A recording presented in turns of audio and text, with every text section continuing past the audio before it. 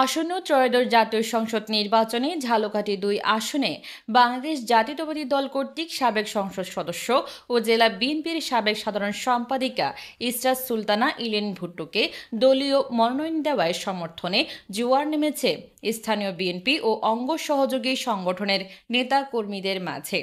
সোমবার বিকাল ৪টায় নলছিটি উপজেলার নাচনমহল ইউনিয়ন বিএনপির উদ্যোগে এক বিশাল গণমিছিল অনুষ্ঠিত হয়।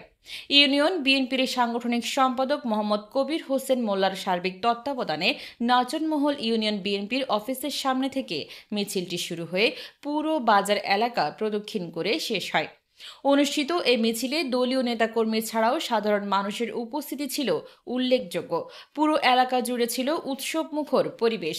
এছাড়াও উপস্থিত ছিলেন ইউনিয়ন বিএনপির সাধারণ সম্পাদক মোহাম্মদ হুমায়ুন কবির, বিএনপি নেতা রুবেল মোল্লা, ইউনিয়ন যুবদলের সাবেক সভাপতি মোহাম্মদ খোকন, সাবেক সাংগঠনিক সম্পাদক মোহাম্মদ আল আমিন, ইউনিয়ন যুবদল নেতা মোহাম্মদ সাইদুল ইসলাম, মোহাম্মদ জুয়েল রানা, মোহাম্মদ জাহিদ হোসেন, ইউনিয়ন স্বেচ্ছাসেবক দলের আহ্বায়ক মোহাম্মদ মঞ্জুরুল ইসলাম মঞ্জুসহ আরও অনেকে। নেতাকর্মীরা জানান, বিএনপি চেয়ারপারসন ও ভারপ্রাপ্ত চেয়ারম্যানের এই সিদ্ধান্তে তারা সন্তুষ্ট ও আশাবাদী। তারা ইলেন ভুট্টোর নেতৃত্বে ঝালকাঠি ২ আসনে পুনরায় বিএনপির বিজয় ছিনিয়ে আনতে ঐক্যবদ্ধভাবে কাজ করার অঙ্গীকার করেন।